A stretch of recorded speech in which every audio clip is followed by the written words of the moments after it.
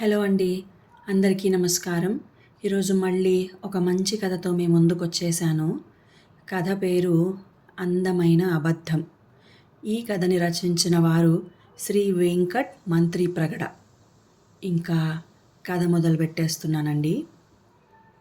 పక్షుల కిలకిలారావాల మధ్య చల్లగా మెల్లగా తగులుతున్న ఉదయపు చల్లగాలి తెమ్మెరలు మత్తుగా పలకరిస్తున్నాయి.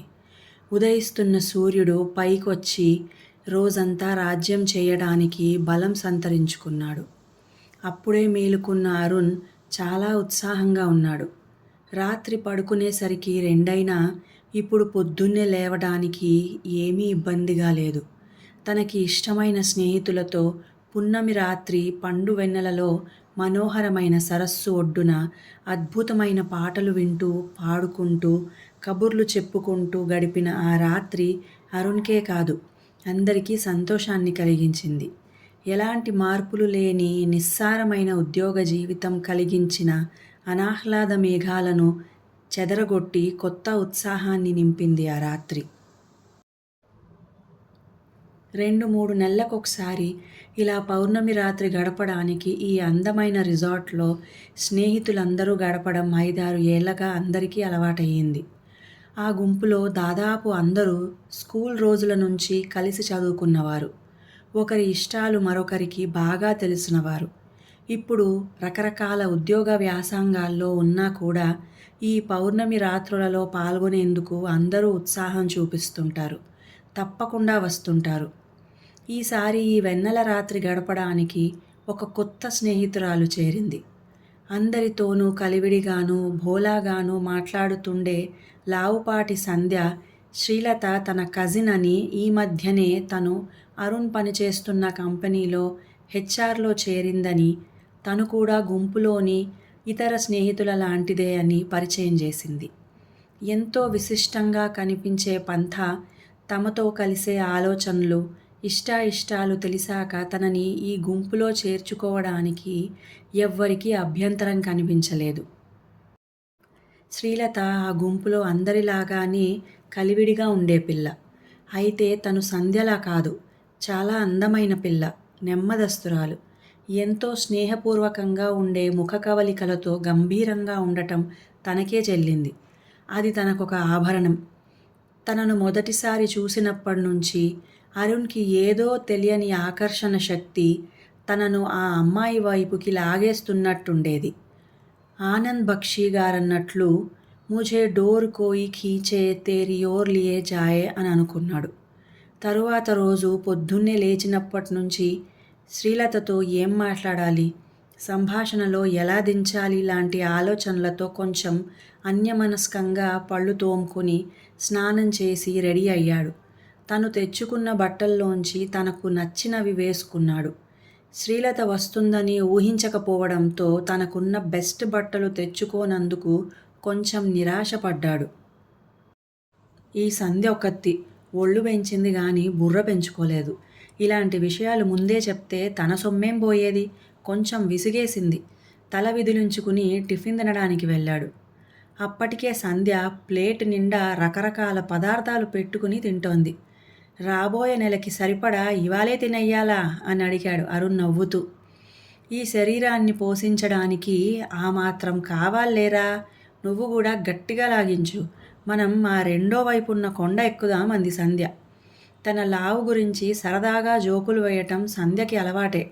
లావు బరువు తగ్గించుకోవడం అంటే శరీరాన్ని ఆత్మను కూడా హింస పెట్టుకోవడమని, తాను శుద్ధ అహింసావాది కాబట్టి ఆ పని చెయ్యనని సరదాగా జోక్ చేస్తుంటుంది. ఈ స్నేహ బృందంలో అరుణ్కి అందరికంటే చాలా దగ్గర స్నేహితురాలు సంధ్య. వాళ్ళిద్దరూ పక్కపక్క ఇళ్లల్లో పెరిగారు. 2 కుటుంబాలు చాలా సన్నిహితంగా ఉంటాయి. సంధ్య కన్నా ఒక 2 నెలలు చిన్న కాబట్టి అరుణ్ని తమ్ముడు అని పిలుస్తూ ఏడిపిస్తుంటుంది. కానీ ఇద్దరూ సొంత అక్కా తమ్ముడిలా ఎంతో క్లోజ్గా ఉంటారు. అన్ని విషయాలు మాట్లాడుకుంటారు. టిఫిన్ తింటూ కొంచెం అన్యమనస్కంగా ఉన్న అరుణ్ని, ఏరా మా కజిన్ బాగా నచ్చినట్లుంది, రాత్రి తను మనసున మల్లెలు పాడుతున్నప్పుడు నువ్వు దాదాపు రామారావులాగా ఎక్స్ప్రెషన్లు ఇచ్చావు, ఏంటి విషయం అని అడిగింది సంధ్య. తన మనసులో భావాలు సంధ్య పసిగట్టేసినందుకు కొంచెం సిగ్గుగా అనిపించింది అరుణ్కి. అలాంటివేమైనా ఉంటే దూరం పెట్టేయ్. నేను నీకు దేవుడిచ్చిన అక్కను గదా! అది నా కజిన్ సిస్టర్ అంది సంధ్య సరదాగా. గతుక్కుమన్నాడు అరుణ్. తాగుతున్న నీళ్లు పొలమారి ముక్కులోంచి బయటకొచ్చాయి. ఒక్క క్షణం ఉక్కిరిబిక్కిరయ్యాడు. ఒరేయ్ ఏమైందిరా? జాగ్రత్త! కంగారుగా అరుణ్ తల మీద మోదుతూ అడుగుతోంది సంధ్య. కాస్త సర్దుకుని ఏమీ లేదు, నీళ్లు కొంచెం పొలమారాయి అన్నాడు అరుణ్. తొలిచూపులోనే అంత ఆకర్షించేసిందా? నువ్వు మామూలుగా చూపించే ఉత్సాహం చూపించలేదు.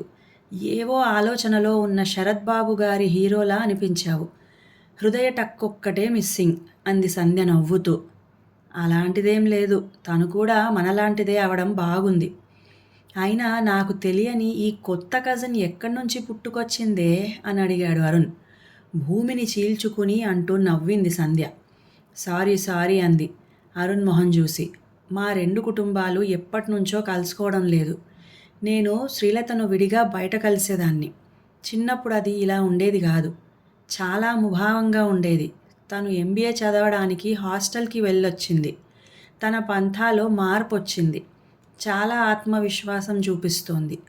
ఇంతకు ముందు కనిపించని పరిణతి కనిపిస్తోంది. వాళ్ళింట్లో ఏవో సమస్యలున్నాయి. అందుకనే మా అమ్మ ఆ కుటుంబంతో దగ్గరగా ఉండటం ఇష్టపడేది కాదు. మా నాన్న నేను విడివిడిగా ఈ బంధాన్ని కొనసాగించాం. షీఈ్ ఎ డార్లింగ్ అంది సంధ్య. తలాడించాడు అరుణ్. ఇప్పుడు తనని చూస్తే నాకే ఆశ్చర్యం వేస్తుంది. అంత సంతులనంగా ఉండటం చాలా కష్టం. తనని చూసి ఆకర్షితులవ్వని మనుషులు ఎవ్వరూ ఉండరు. మీ అమ్మ కూడా తనని చూసి ఎంతో ముచ్చటపడింది. అదే అవకాశంగా తీసుకుని నాకు 4 చురకలేసింది కూడా. బుద్ధి, పొందిక, అందము అంటూ ఏవేవో పెద్ద లిస్టే చదివింది అంది సంధ్య. నాకు తెలియకుండా అమ్మ ఎప్పుడు శ్రీలతను కలిసింది? ఆత్రంగా అడిగాడు అరుణ్. కిందటి ఆదివారం తను మా ఇంటికొచ్చింది. ఆ టైంకి మీ అమ్మ అక్కడే ఉంది. తను చాలా అందంగా ఉండడమే కాకుండా ఒక రకంగా శాంతంగా నిండు కుండలా ఉంటుంది కదా. మీ అమ్మ ఎంతో ముచ్చటపడింది. ఆ రోజున నువ్వు క్రికెట్ మ్యాచ్ ఆడడానికి వెళ్ళావు కదా, అందుకని నీకు తెలియదు అంది సంధ్య. అయినా మా అమ్మ నాతోనూ నాన్నతోనూ ఈ మాట చెప్పకుండా ఎలా ఉందబ్బా? ఆవిడకి నచ్చిన విషయం ఈ పాటికి 101 సార్లు చెప్పుండాలి. ఈ పాటికి తనకు కడుపులో నొప్పి ప్రారంభం అవ్వలే అన్నాడు అరుణ్ నవ్వుతూ. అక్కడే పప్పులో కాలేశావు. చూడటానికి భోలాగా కనిపించిన ఆడవారి మనసు లోతులు ఎవ్వరూ తెలుసుకోలేరు అంది సంధ్య నవ్వుతూ. నవ్వి ఊరుకున్నాడు అరుణ్. తనకు ఈ పిల్లను కోడలిగా చేసుకోవాలనుంది. అందుకనే విషయాలన్నీ కనుక్కునే వరకు ఆ విషయం ఎత్తవద్దని నాకు మా అమ్మకు కూడా హెచ్చరిక జారీ చేసింది. మా అమ్మకు పూర్తి విషయాలు తెలియకపోయినా వాళ్ళింట్లో ఏవో సమస్యలున్నాయని తెలుసు కదా, కొంచెం జాగ్రత్తగా ఉండమని మీ అమ్మను హెచ్చరించింది అంది సంధ్య. సమస్యలంటే ఏవైనా పెద్ద విషయాలా అని అడిగాడు అరుణ్. వాళ్ళ అమ్మగారికి ఏదో ఆరోగ్య సమస్య ఉంది. అందుకని శ్రీలత సాధారణంగా ఎక్కడికి రాదు. ఎవ్వరినీ దగ్గరకు రానివ్వదు. అయితే అసలు సమస్య ఏమిటో నాకు కూడా వివరంగా తెలియదు. కానీ జాగ్రత్త రోయ్, తను చాలా సున్నితమైన మనిషి. బాధ పెట్టకుండా చూసుకోవాలి. నన్నడిగితే ఈ ఇష్టం, స్నేహం దగ్గరే ఆపేయ్. అదే మీ ఇద్దరికీ మంచిది అంది సంధ్య. అరుణ్ ఏమీ అనలేదు. తలాడించి లేచి కాఫీ కప్పు పట్టుకుని రూమ్కి వచ్చేశాడు. ఈ పిల్ల ఎంత ఆకర్షణీయమైనదో అంతకు మించిన రహస్యమయమైనదిలా ఉంది అనుకున్నాడు. కాఫీ చప్పరిస్తూ తన రూమ్ బాల్కనీలోంచి కనిపిస్తున్న రంగురంగుల పూల తివాచి పరిచినట్టున్న సుందరమైన లోయను, ఒక పక్కగా గంభీరంగా నిలబడి ఆడుకుంటున్న పిల్లలను మురిపెంగా చూస్తున్న తండ్రిలా కనిపిస్తున్న కొండను చూస్తూ ఆలోచిస్తున్నాడు. సంధ్య స్నేహం దగ్గరే ఎందుకు ఆపేయమంది? శ్రీలత సున్నితమైన మనిషి అని ఎందుకు హెచ్చరించింది? కిందటి వారం ఆఫీస్లో రాహుల్కి జెన్నీకి మధ్య ఏర్పడిన ఒక సంక్లిష్టమైన సమస్యను ఎంతో బాగా సంభాళించింది అన్నారు అందరూ. సెన్సిటివ్ మనుషులకు మానసిక స్థైర్యం తక్కువ ఉంటుందంటారు. అలాంటి వాళ్ళు ఇలాంటి సంక్లిష్టమైన సమస్యల నుంచి పారిపోతారే గాని కుదురుగా కూర్చుని పరిష్కరించలేరు. అలాంటి పరిష్కారాలు సాధించాలంటే ఎంతో మానసిక బలం కావాలి. మనుషుల గురించి చాలా మంచి అవగాహన ఉండాలి. ఆ ఇద్దరి మానసిక స్థితి గురించి అంతర్దృష్టి కావాలి. శ్రీలత ఆ సమస్యను అలవోకగా పరిష్కరించేసింది అని అన్నారందరూ. బాస్ కూడా తన గురించి చాలా మంచి మాటలు చెప్పారు. తనతో స్నేహం పెంచుకోవాలని, తన గురించి ఇంకా ఎక్కువ తెలుసుకోవాలని కోరిక చాలా బలంగా కలుగుతోంది. కానీ ఎక్కడ మొదలుపెట్టాలి? ఏం చెయ్యాలి? ఏమీ పాలుపోవటం లేదు. తన బాల్య స్నేహితురాలైన సంధ్య తనకెప్పుడు సహాయం చేసింది. ఇప్పుడు కూడా తన మీదే ఆధారపడాలి అనుకున్నాడు. కానీ సంధ్యకు కూడా తన గురించి ఎక్కువ తెలిసన్నట్టు లేదు. అరుణ్ తలలో రకరకాల ఆలోచనలు కలగాపులగంగా తిరుగుతున్నాయి. ఇంతలో రూంలోని ఫోన్ మోగింది. తన గుంపులోని రాజేష్ చేశాడు. ఒరేయ్, రెడీ అయ్యావా? ఇప్పుడు మనం కొండ ఎక్కడానికి వెళ్ళాలి అన్నాడు. నేను రెడీగానే ఉన్నాన్రా, వస్తున్నాను అని ఫోన్ పెట్టేశాడు. ఒక్క క్షణం నిలబడి ఆలోచించాడు. ఈ కొండ ఎక్కే కార్యక్రమం ఏ ఆలోచన లేకుండా చేసేద్దాం. ఆ సందర్భంలో శ్రీలతతో మాట కలిపే అవకాశం వస్తే మామూలు విషయాలే మాట్లాడదాం. తన గురించి, తన ఆలోచనల గురించి అస్సలు మాట్లాడకూడదు అనుకుంటూ లాబీలోకి నడిచాడు. తన స్నేహితులు 5 అక్కడ రెడీగా ఉన్నారు. కానీ శ్రీలత కనిపించలేదు. అరుణ్ మొహంలోని ప్రశ్నను ముందుగానే పసిగట్టినట్టు శ్రీలత పొద్దున్నే వెళ్ళిపోయింది. తను మనతో రాత్రి గడపడమే గొప్ప. పదండి, మనం ఆ పెద్ద కొండ ఎక్కి మన చిన్న బొజ్జ కొండలు తగ్గించుకుందాం అంది సంధ్య. చాలా నిరాశపడ్డాడు అరుణ్. ఇవాళ ఎలాగైనా శ్రీలతతో స్నేహం కలపాలన్న అతని ప్లాన్ భంగం అవడంతో చిరాకొచ్చింది. మిగిలిన రోజంతా కొంచెం ముభావంగానే గడిపాడు. సాయంత్రం ఇంటికి వెళ్ళేటప్పుడు కారులో సంధ్య మళ్ళీ శ్రీలత విషయం ఎత్తింది. ఏరా, మా లత చెప్పా పెట్టకుండా వెళ్ళిపోయినందుకు చాలా నిరాశపడినట్లున్నావు. అంత నచ్చేసిందా? ప్రేమ అని అడిగింది. సంధ్య వైపు చూసి నవ్వాడు. ఇది నా ఆల్టర్ ఈగో లాంటిది. ఇలాంటి స్నేహితురాలుండటం నా అదృష్టం అనుకున్నాడు. ఏమోరా, ప్రేమ అనలేను కానీ ఏదో తెలియని ఆకర్షణ. అలాంటి భావనలు ఇంతకు ముందు ఎప్పుడూ అనుభవంలోకి రాలేదు అన్నాడు అరుణ్ కారు నడుపుతూ. అకస్మాత్తుగా తనను రా అని సంబోధించడంతో విషయం కొంచెం అర్థమైంది సంధ్యకు. వీడు బోర్లా పడ్డాడు అనుకుంది. తనకు కూడా శ్రీలత అంటే ఇష్టం ఉండడం, ఆ అమ్మాయిని తన తమ్ముడు లాంటి బాల్య స్నేహితుడు ఇష్టపడటం తనకెంతో నచ్చింది. వాతావరణం కొంచెం బరువెక్కడం గమనించింది. నవ్వుకుంది. ఇలాంటివి మనకు సరిపడవు అనుకుని కొంచెం మామూలు చేయడానికి పెళ్లి చేసుకుందామనుకుంటున్నావు కదా, కొంచెం మానసిక స్థితి మారుతుంది. అమ్మాయిలందరూ కొత్తగా కనిపించడం మొదలెడతారులే అంది నవ్వుతూ. అరుణ్ కూడా నవ్వాడు. ఒక రకంగా నువ్వు అనేది నిజమే, కానీ శ్రీలతను ఆ దృష్టిలో చూడలేదు. తన గురించి ఆ ఆకర్షణ తప్ప మరో విషయం ఏమీ ఇంకా ఆలోచించలేదు. నిజం చెప్పాలంటే తనలో ఏవో తెలియని రహస్యాలున్నట్టు అనిపించింది. తన గురించి ఇంకా తెలుసుకోవాలనుకున్నాను. తనను నా పెళ్లి సంబంధాల లిస్టులో చేర్చలేదు అన్నాడు. మీ అమ్మ లిస్టులో చేర్చేసిందిలే, మొన్నే తన వివరాలు అడిగింది అంది సంధ్య. గట్టిగా నవ్వాడు. మా అమ్మ ఇప్పటికీ 270 మందిని లిస్టులో వేసేసింది. అందులో 200 మంది పేర్లు కూడా తెలియదు. మాల్లోనో హోటల్లోనో చూసిన బాపతు. ఏదైనా పెళ్ళికో పేరంటానికో వెడితే వరసైన అందరి అమ్మాయిల వివరాలు ఆరాధిస్తుంది. నా అభిప్రాయం అడుగుతుంది. కొంచెం పాతకాలం పద్ధతిలే అన్నాడు. మీ అమ్మ గురించి నాకా చెప్పేది? ఈ అమ్మాయిల్ని లిస్టులో వేయటం నా ప్రాణం మీదకొచ్చింది. నాజుగ్గా ఉండడంతో మొదలుపెట్టి పొద్దున్న లేవడం, ఇంటి పనులు, ఇలా ఎన్నో విషయాలు లింకులు లేకుండా కలిపి నాకు లెక్చర్లు ఇస్తుంది. తన పాకులాట చూస్తే ఎంతో ముద్దొస్తుంది అంది సంధ్య నవ్వుతూ. మా అమ్మ ఇంకా నాతో శ్రీలత విషయం మాట్లాడలేదు.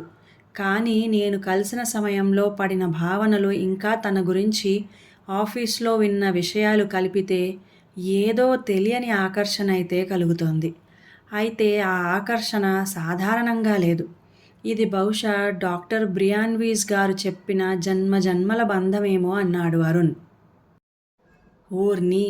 నువ్వేదో చాలా హేతుబద్ధంగా ఉంటావనుకున్నాను. ఇంత మెలోడ్రామా అవసరమా? అని అడిగింది సంధ్య మురిపెంగా చూస్తూ. అరుణ్ తన వయసు కన్నా ఎక్కువ పరిణతి చూపించడం సంధ్యకు నచ్చని విషయం. ఇప్పుడు ఈ విషయంలో సాధారణ మానవుడిలా ప్రవర్తించడం ముచ్చటేస్తోంది. కొంచెం సిగ్గుపడ్డాడు అరుణ్.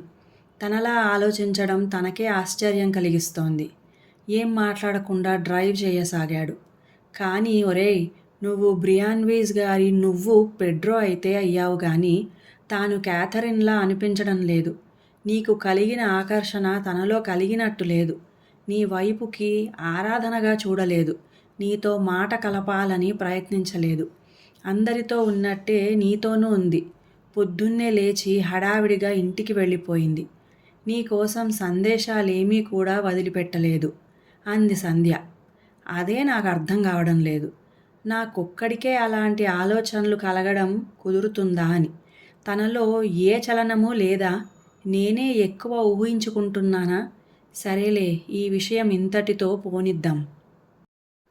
తను నా ఆఫీస్లో హెచ్ఆర్ మేనేజర్, స్నేహితుల క్లబ్లో మెంబర్ కూడా. తనని బాధ పెట్టే పనేమీ మనమెవ్వరము చేయకూడదు.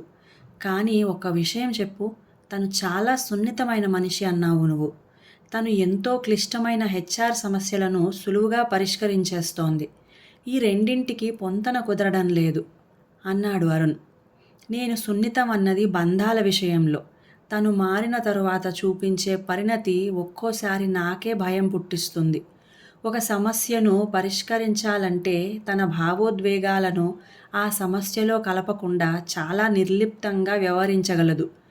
రేపు నీ గురించి ఏదైనా సమస్య వస్తే స్నేహితుడివి కదా అని కూడా చూడకుండా అవసరమైతే నిన్నే గుండేసి కాల్చేస్తుంది అంది సంధ్య. నవ్వాడు అరుణ్. ఇల్లొచ్చింది. సంధ్య తన అపార్ట్మెంట్లోకి వెళ్ళిపోయింది. అరుణ్ ఇంటికి చేరాడు. బాగా అలసిపోయావేరా? తొందరగా స్నానం చెయ్యి, భోజనం చేసి పడుకుందు గాని అంది అరుణ్ తల్లి. అలసట వల్ల కాబోలు 3 గంటల పైగా మత్తు నిద్రపోయాడు అరుణ్. అర్ధరాత్రి 2 గంటలప్పుడు ఒక్కసారిగా మెలకు వచ్చింది. గొంతు ఎండిపోతున్నట్టుంది. నీళ్లు తాగి మళ్ళీ పడుకునే ప్రయత్నం చేశాడు. ఇంకా నిద్ర రాలేదు. అతని ఆలోచనలన్నీ శ్రీలత చుట్టూ తిరుగుతున్నాయి. సంధ్య మాటల ప్రకారం తనకు ఏవో కుటుంబ సమస్యలున్నాయి. అవి ఎలాంటివో. సాధారణంగా కుటుంబ సమస్యలున్న వాళ్ళు అంతగా పరిణతి చెందరు. శ్రీలత అలాంటివేవీ చూపించటం లేదు. తనొక పెద్ద మర్మమైన మనిషిలా అనిపించసాగింది. తప్పకుండా తనలో ఏదో విశిష్టత ఉంది. మొదటిసారి చూసిన చాలా పరిచయం ఉన్నట్లనిపించింది.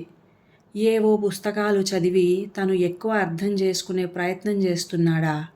నిజంగా అంత విషయమేమీ లేదా? రకరకాల ఆలోచనలతో సతమతమవుతూ అటూ ఇటూ దొర్లుతూ ఎప్పటికో నిద్రపోయాడు అరుణ్. తరువాత రోజు ఆదివారం కావడంతో రెండిళ్లకు కలిపి జాయింట్ టిఫిన్ ఏర్పాటు చేద్దామని అరుణ్ తల్లి సంధ్య తల్లితో కలిసి పూరీలు చేసే కార్యక్రమం చేపట్టింది.